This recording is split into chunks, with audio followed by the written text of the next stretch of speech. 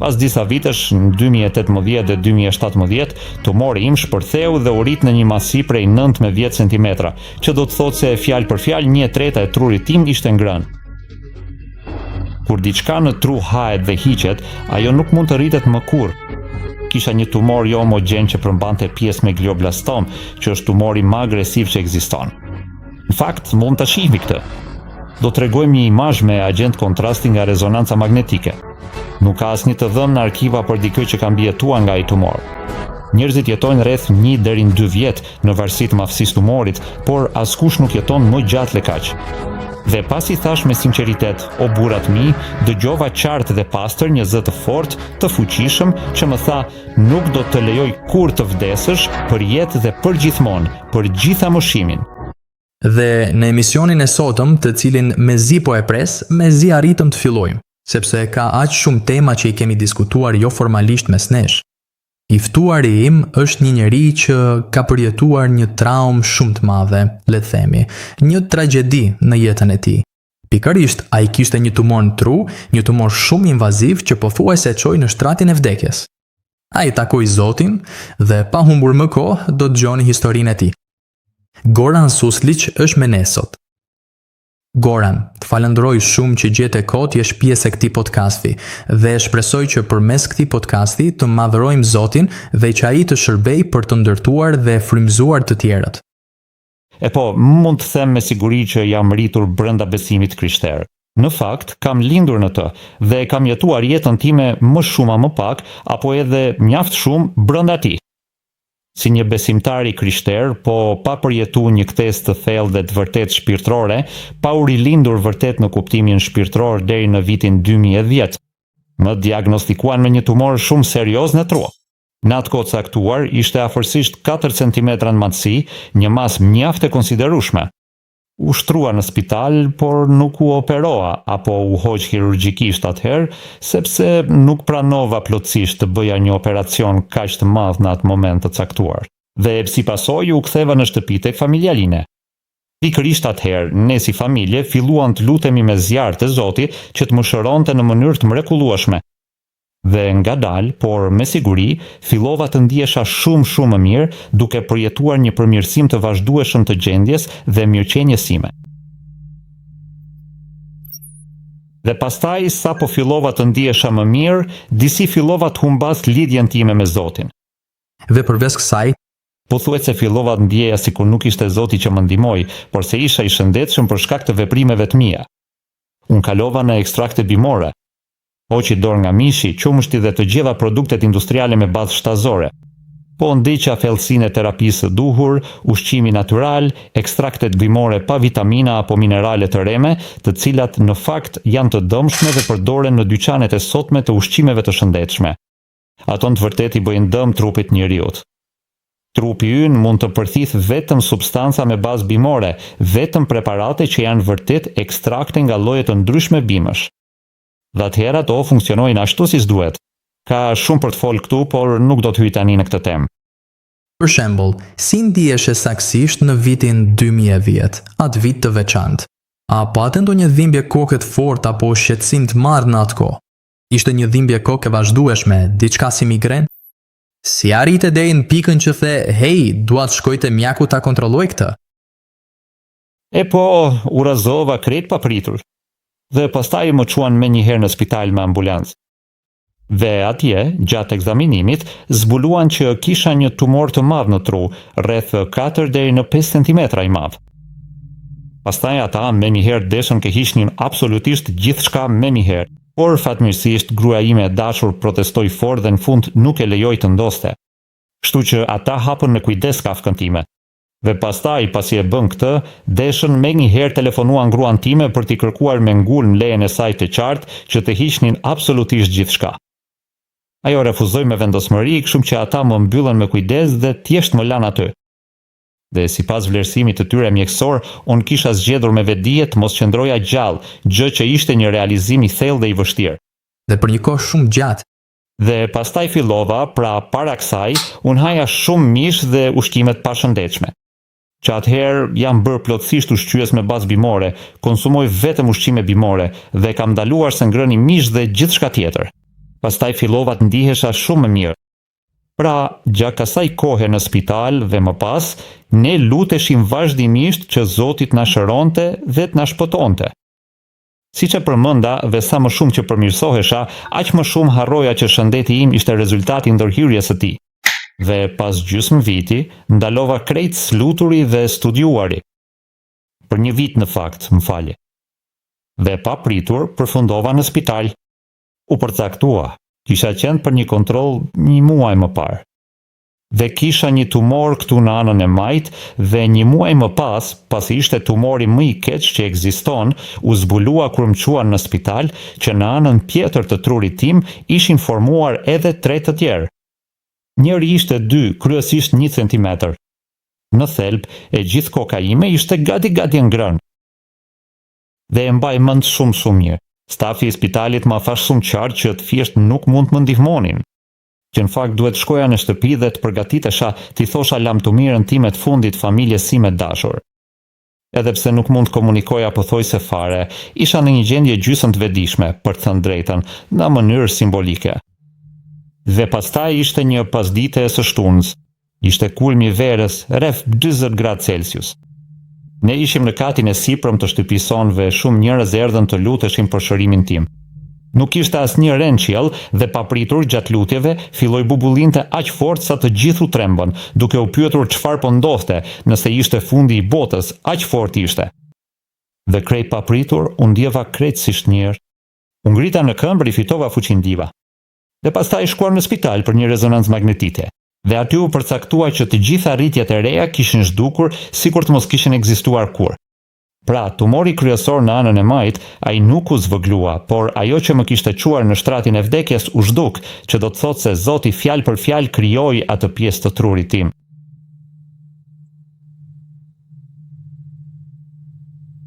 Në vitin 2010 u përcaktua që kisha një tumor në tru, rreth 5 deri në 6 cm i madh.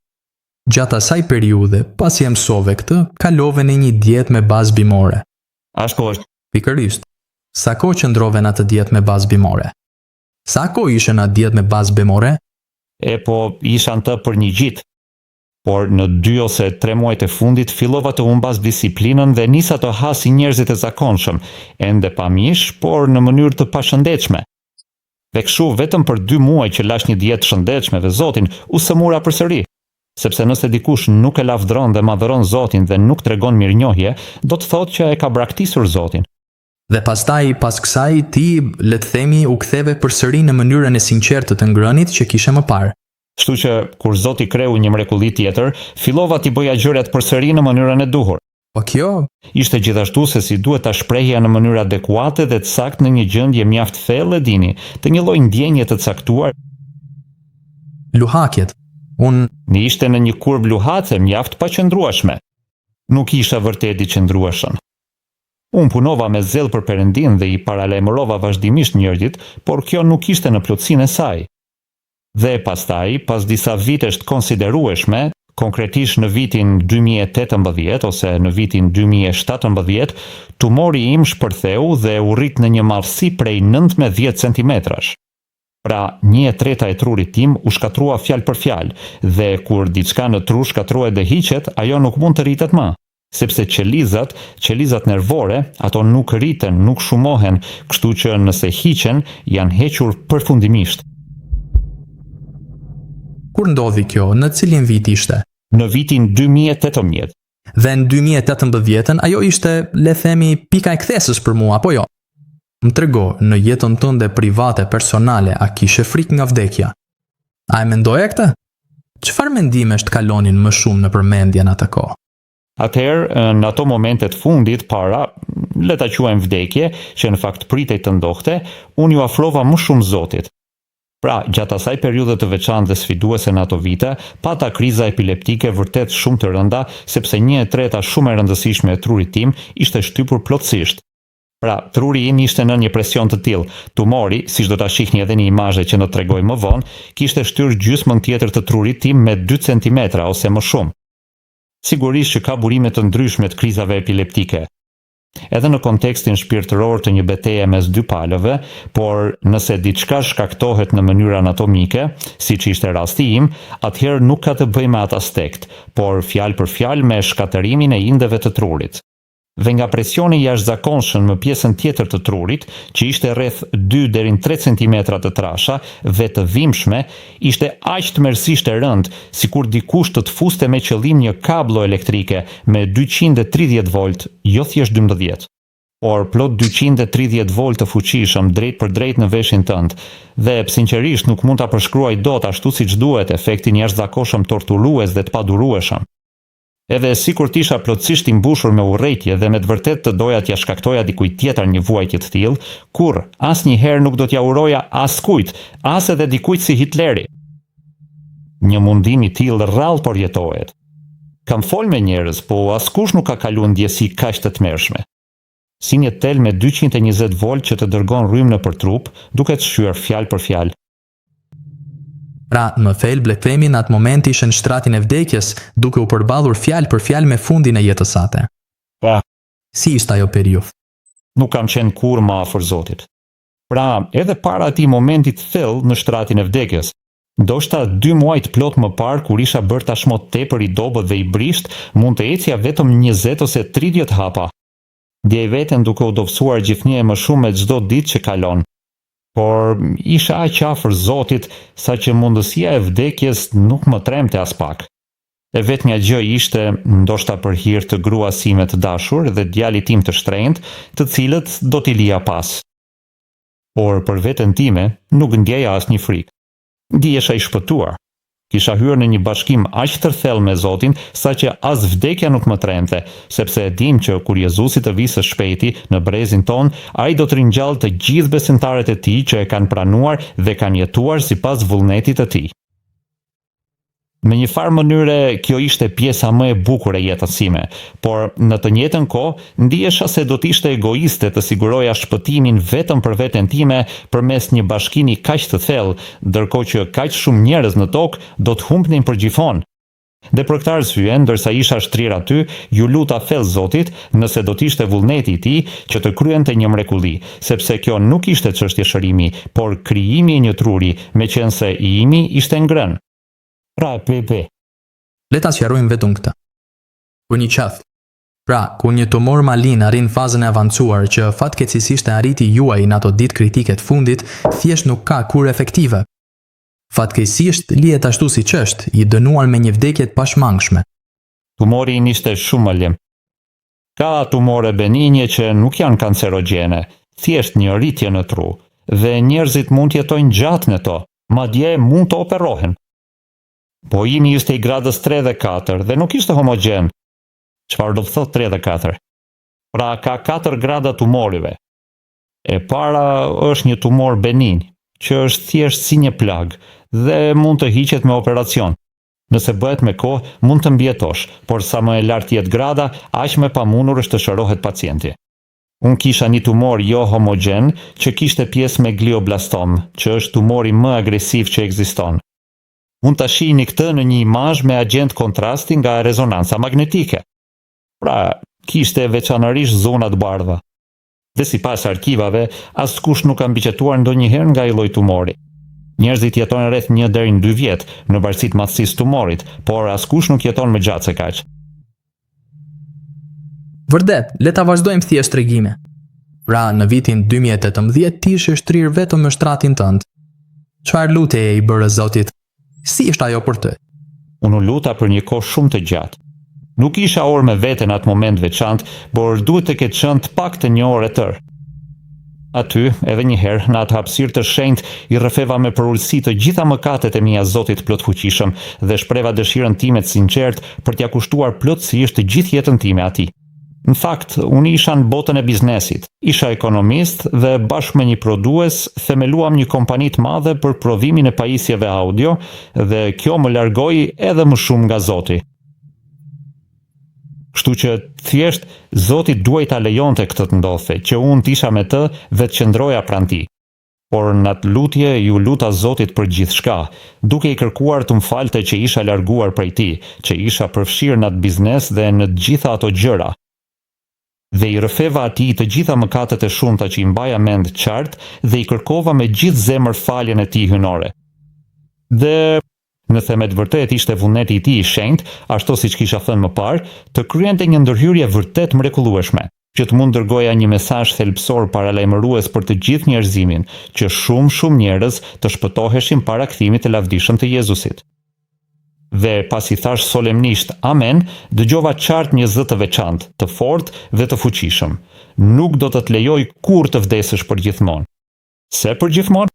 Sepse Jezusi po vjen gjatë jetës sonë. Shiko vetëm të gjitha këto krizat thella që po shpalosen aktualisht në mbar botën.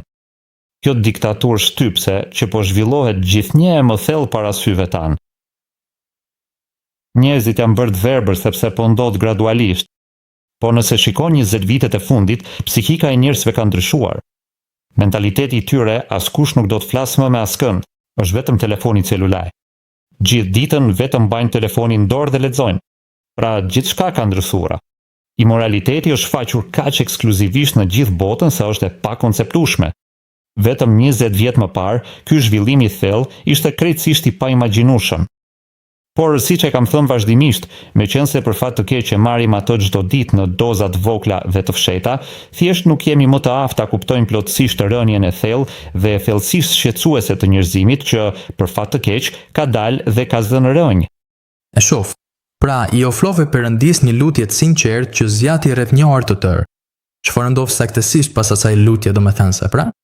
Atëherë isha në spital dhe gjëja e parë interesante ishte që papritur të huaj pacientë të tjerë filluan të vinin tek unë dhe të më pyesnin nëse mund të dëgjonin diçka për Zotin. Dhe kjo ndodhi në vendin ku jetoja në atë kohë. Është një vend ateist shumë larg Zotit. Para universitetit, puna ime e parë ishte si teknik i rrezeve X. Dhe unë drejtoja një departament me rezonancë magnetike dhe tomografi, kështu që e di shumë mirë si është atmosfera në rrethet mjekësore. Dhe të flasësh për Zotin në atë ambient është e pamundur, por çuditërisht rreth 30 persona erdhën të më takonin ndërkohë që isha atje, një numër i madh. Dhe të gjithë ishin tetur për të vërtetar, dhe unë arrita t'u tregoj të vërtetën secilit prej tyre. Ajo që më habiti më shumë ishte se nga të gjithë njerëzit që takova, nga mjekët, delit e ata që ishin përgjegjës për higjienën, përvoja ime më domethënë se ishte me një person përgjegjës për higjienën në një farë mënyre. Nëpërmjet gruasine, ajo filloi të pyes për mua. Është vërtet e vështirë të kuptosh një të huaj të plot, njerëz që pyesin për rreth dhe duan të lidhen me ty. Pastaj kalove edhe disa ditë tjera në një vend tjetër të largët dhe, për fat të keq, nuk pata mundësi të takoja atë grua në veçanti. Kështu që shkova atje dhe edhe pse isha ende larg, ajo menjëherë më thirri: "Goran, hey, a mund të më thuash diçka vërtet të thellë për të vërtetën, për Zotin, për Jezusin?" Dua të them, ndodhnin mrekulli të pabesueshme. Dhe njerëzit po ktheheshin te besimi në atë spital, saqë isha sinqerisht i tronditur sepse nuk kisha përjetuar kurrë diçka të tillë më parë. Gjithmonë e kisha studiuar Biblën dhe kohët e fundit para kthimit të Jezusit, por kurrë nuk isha qenë dëshmitar i veprimeve kaq të fuqishme dhe të forta të Zotit. Mund të them gjithashtu se edhe sot punoj intensivisht për Zotin dhe mrekullitë vazhdojnë të ndodhin gjatë gjithë kohës.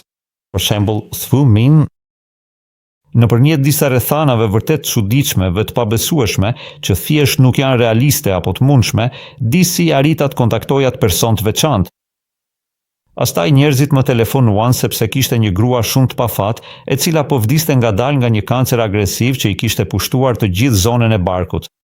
Çdo gjë, çdo organ i vetëm ishte zhdukur plotësisht dhe ishte vërtet e tmerrshme dhe zemërthyese ta shihej një gjë të tillë. Si rjedhoi, unë dhe grua ime e dashur e vizituam atë, u lutëm me përkushtim bashkë me të dhe folëm shumë gjatë për Zotin, për të vërtetën e thellë dhe të përjetshme.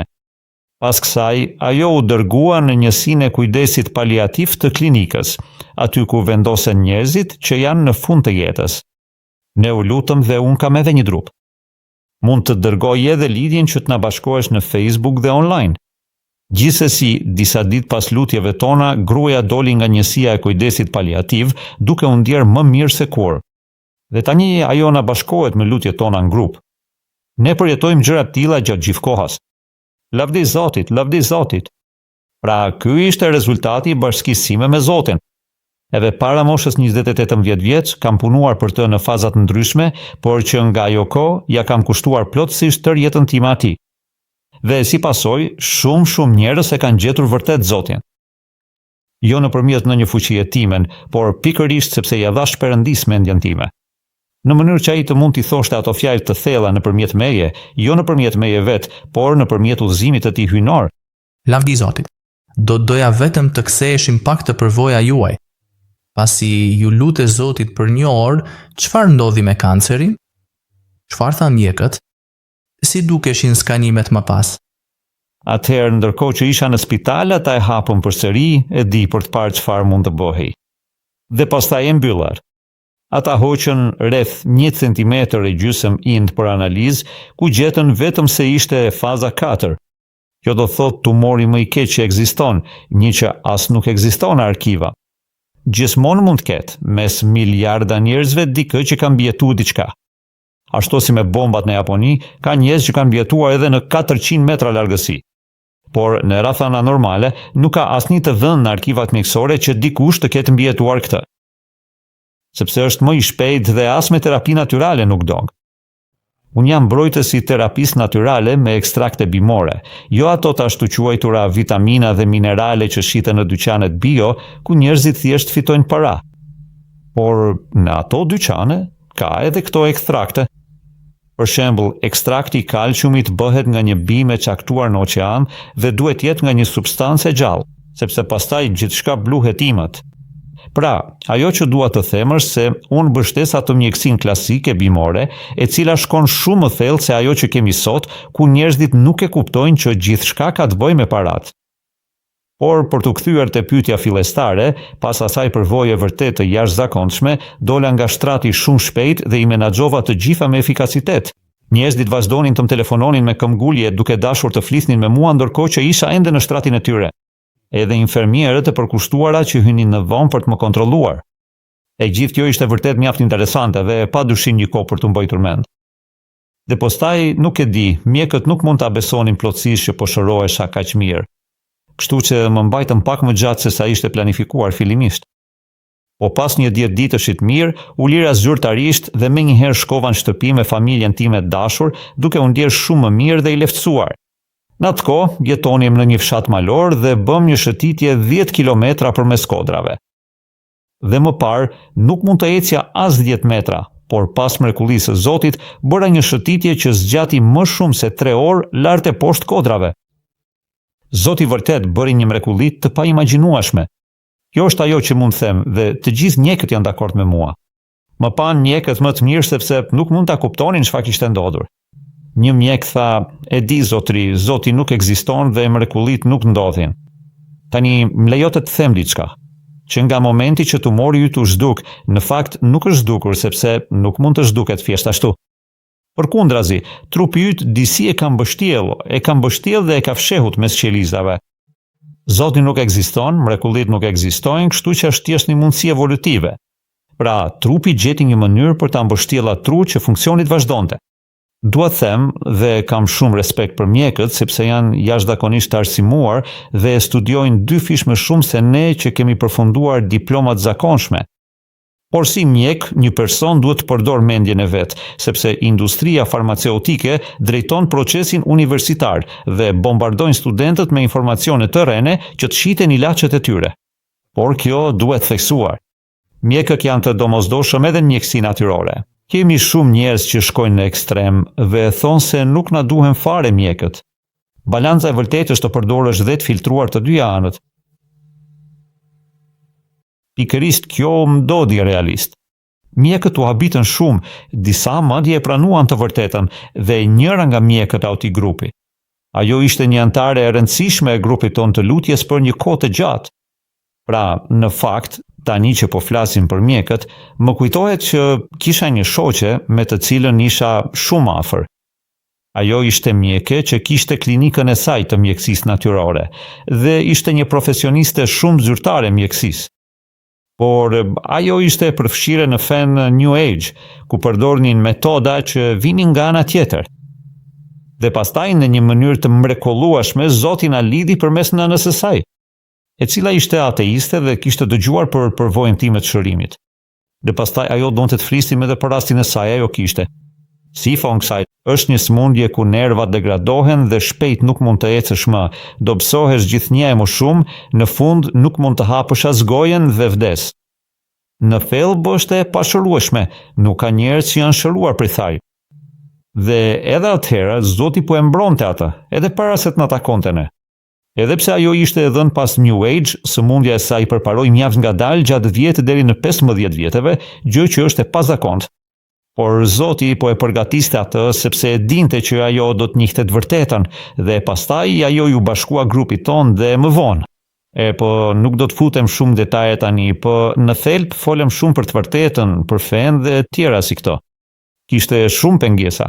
Satani po përpiqej ta ndalonte, dhe tani ajo është një grua shumë besnike ndaj Zotit. Dhe vetëm kohët e fundit, 2 ose 3 muaj më parë, gjithçka u hoq, ajo u bë fizikisht normale. Edhe pse ato nerva ishin shkatruar, gjithçka u rivendos. Dhe tani, në moshën 68 vjeç, ajo ecën sikur të ishte adoleshente. Lavdi Zotit. Më thuaj që nga koha kur u lute deri në shërimin e plot, sa kohë zgjati kjo?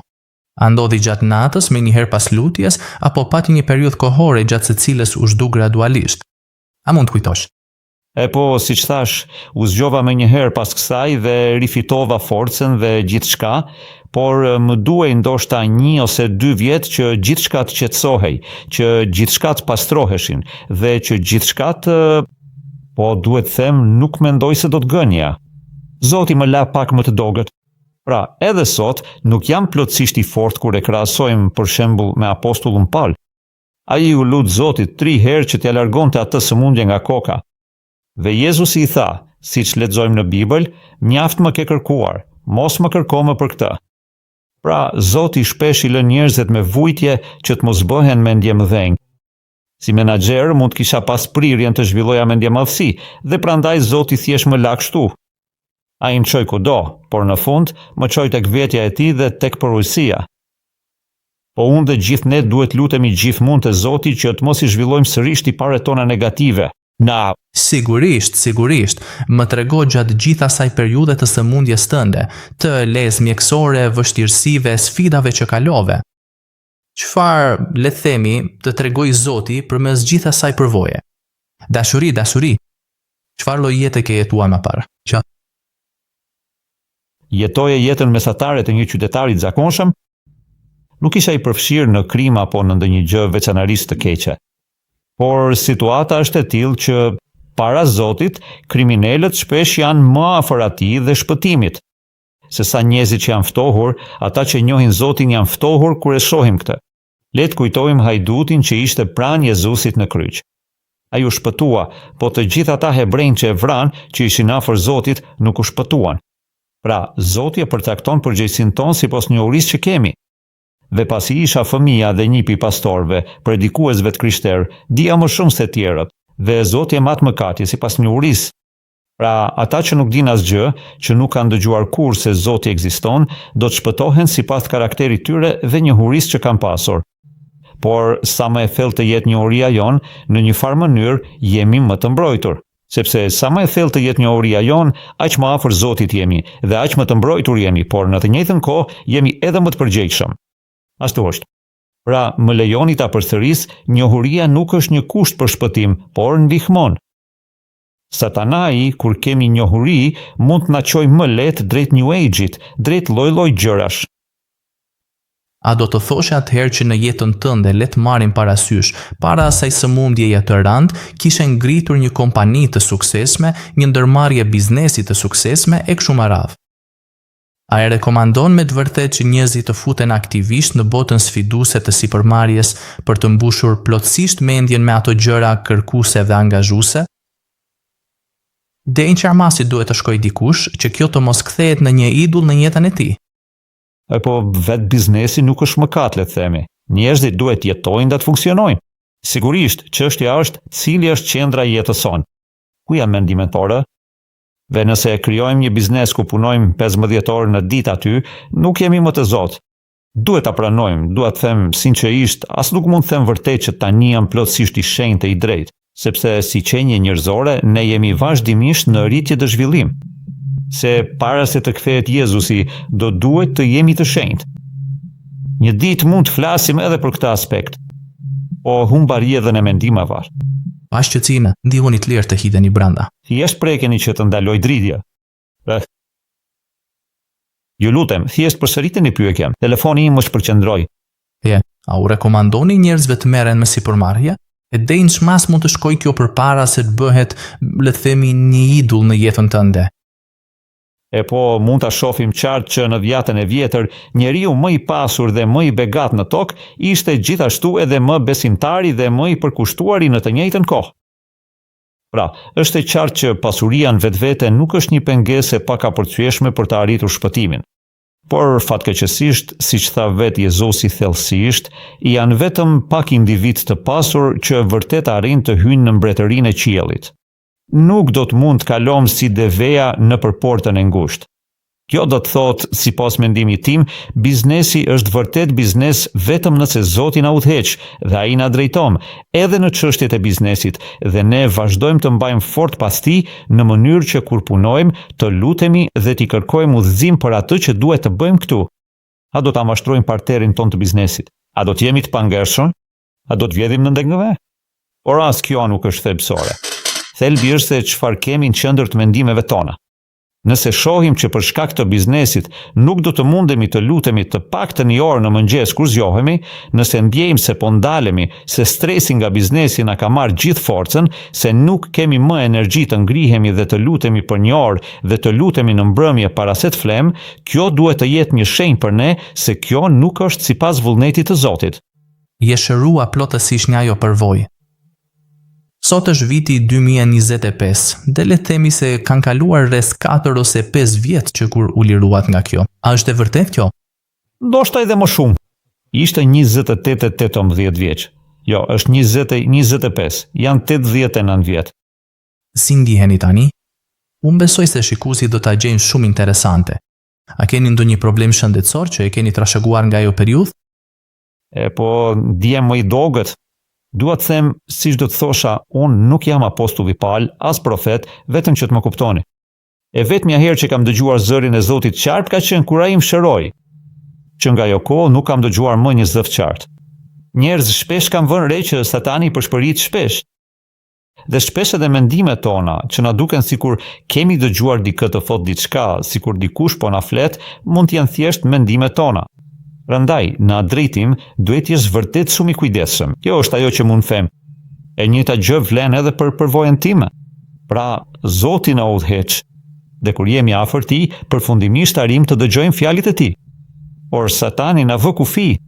Le të kujtojmë, për shembull, atë moment vendimtar kur, si quhet ai, pasardhësi drejt për drejt i Abrahamit nga linja e Esaut, Jakobi, kur ai u përlesh në mënyrë të famshme me Jezusin, Bibla e Shenjtë thot shprehimisht se ishte një engjëll. Por në një tekst të veçantë dhe të thellë, një autor vërtet i mirë dhe i respektuar e përshkruan gjallërisht këtë. Në të njëjtën kohë, vetë Satani i përshpëriste tij në zisht pas shpine, duke i thënë vazhdimisht gjëra si ti absolutisht nuk mund ta fitosh këtë përballje, e të tjera si këto, duke u përpjekur të mbjellë dyshim dhe dëshpërim në mendjen e tij, ose të fitojë dhe të bëhet i urryer. Si është, duhet jemi vërtet jashtëzakonisht kujdesshëm me botën binatyrore, sepse aty është më së shumti i pranishëm Satani. Kam vënë re se në shumë lëvizje që filluan të lëviznin drejt vërtetës, Satani u shfaq menjëherë atje dhe ato përfunduan në një apostazi edhe më të keqe se më parë. Absolutisht. A jeni aktualisht me një dietë me bazë bimore dhe a ua rekomandoni edhe të tjerëve? Në ditët e sotme, një dietë me bazë bimore është thelbësore. Do të thoja vetëm një gjë, edhe pse e kam absolutisht të thënë, unë nuk konsumoj produkte shtazore. Bimët e sotme, sidomos nëse nuk i rritë në kopshtin tënd, në tokën tënde, janë shumë të varfra. Dhe për këtë arsye, në të njëjtën kohë jemi detyruar të konsumojmë vezë. Vezët janë vërtet i vetmi produkt shtasor që përmban jo vetëm mish. Jo thjesht diçka të pjekur, por absolutisht gjithçka të nevojshme për mbajtjen e jetës, në mënyrë që një qenie e plotë të mund të zhvillohet plotësisht prej saj. Pra, aty është një përqendrim i plot. Nëse një ditë vjen për ndjekja, nuk do të çuditesha nëse do të na duaj të risnim atëherë, por kjo duhet lënë më njanë.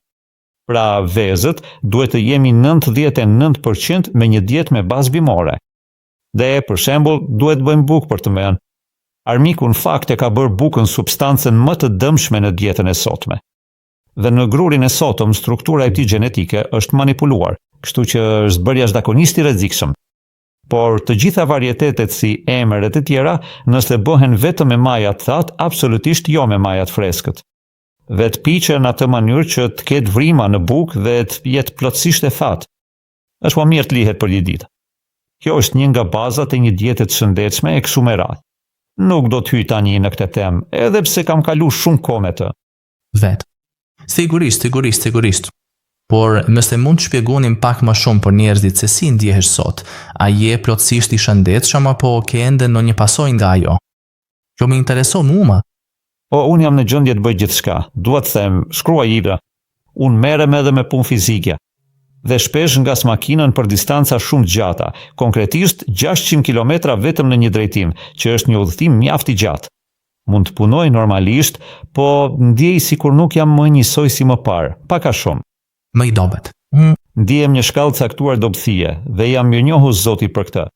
Sepse në të vërtetë më mban vërtet, ashtu si shembulli i thellë i apostullit Paul më mban vazhdimisht thellësisht për ulur.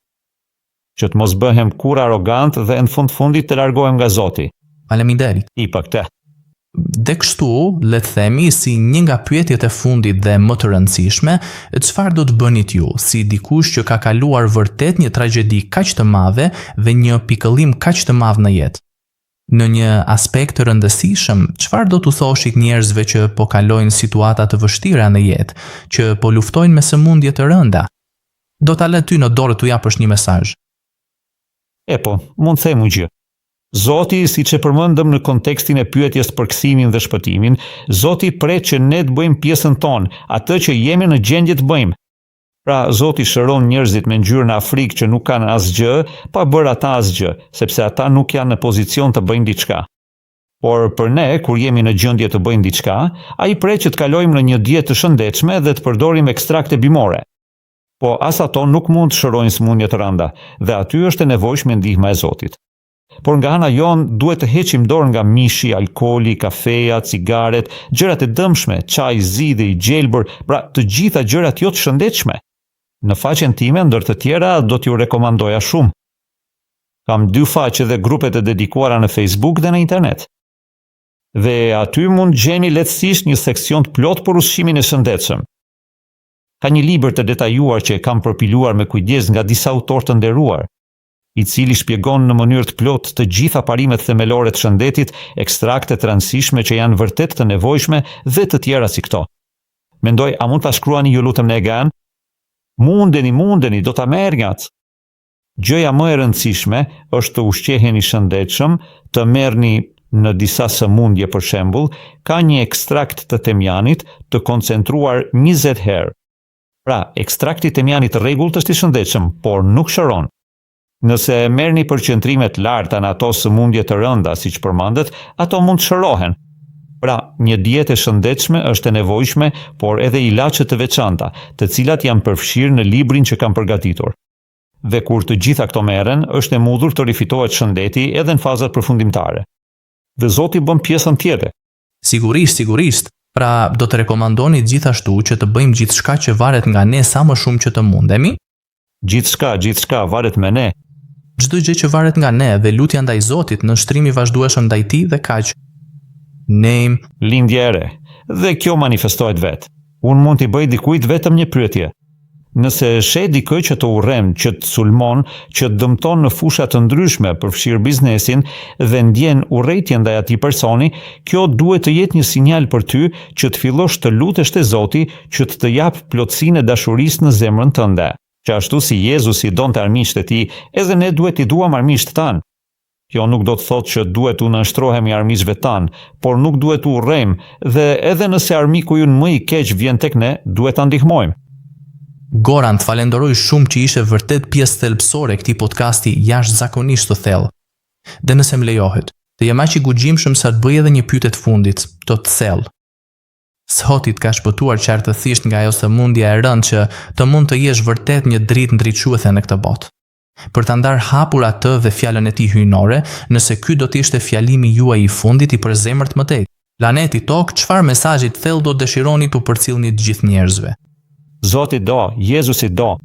Nuk ka dashuri më të madhe se ajo që na është dhënë nga Perëndia, Ati dhe Biri i Tij Jezusi.